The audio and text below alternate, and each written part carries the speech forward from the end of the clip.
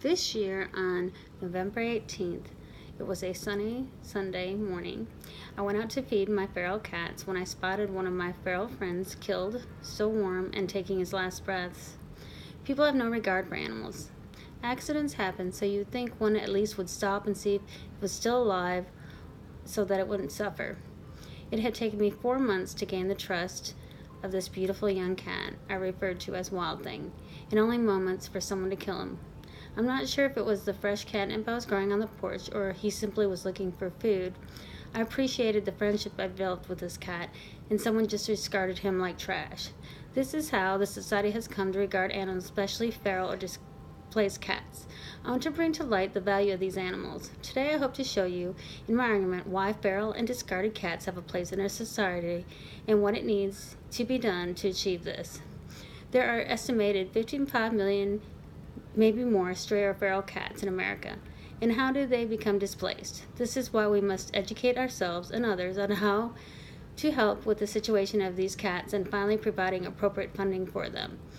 You may not be a cat person, but that does not mean we do not have an obligation to take care of animals we domesticated and bred. Then we decide we no longer choose to keep or support them. Simply they can survive on their own. I will show you this is not true. According to the Humane Society, 86 million cats live in households and another 40 to 55 million are feral cats, referred to as community cats. Why do we end up with nearly 50 million cats that have no home? One of the number one reasons is cats get lost. 40% of the lost cats were identified as indoor cats.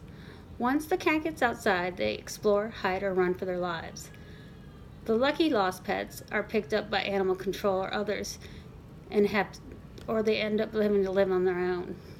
We know that when house cats get loose, or just allowed out during day hours or night hours, if not neutered or spayed, will breed. A breeding pair of cats over a 7-year span can create over 400,000 kittens. That creates a huge problem. People think having a litter of kittens will be fun or passing on their cat's genes, but really it doesn't. It just contributes to the problem. There is plenty of kittens for everyone. What if something happens to an owner, such as a death or health issues? Many don't plan for their pets in wills or make arrangements with friends or family members. In recent years, economy reasons have made a major role in pet relinquishments. On average, it costs $600 to $800 for a healthy cat a year. According to animal control, people will just leave pets when moving, thinking they can fend for themselves and will get back to their feral instincts when released onto the street. Sadly, this is not true. Many people simply lose the human-pet bond with the cat. They have medical or behavioral issues. Whenever the bond is broken, cats are at risk for streets or outdoor living. The best part is when educating ourselves and others, the problem can have drastic changes for the better. The biggest thing people can do for community and feral cats is learn about local trap and neuter programs in their community. This is where colonies of cats are trapped, vaccinated, and sterilized by a veterinarian. Community cats typically contribute to about 80% of the kittens born each year and are a most significant source of cat overpopulation. The program helps reproduction it helps with long-term management, keeps community cats vaccinated against diseases such as rabies and feline leukemia. Educating people on microchipping the family cat, according to Ohio State University research news, showed that shelters were able to locate owners for 72.7% of stray pets who were microchipped. Keeping your microchip information up to date is also key. Louisville Metro Service charges only $25 for this service. Along with microchipping, a collar with a plate that states address, phone number, and other pertinent information will also help to ensure your pet comes home. Cat indoor campaign information should be given to people who are adopting pets, and breeders should also educate new owners on this program. Keep your cat simply in the house.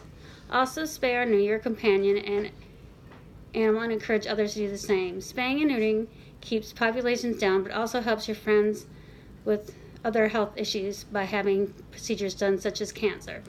The reason many of the feral cats and lost cats don't get appropriate funding is when they cut funding for people, you can count on cats getting any other than private funding or donations. With further funding for cat programs in the long run, we will actually lower costs needed in the future.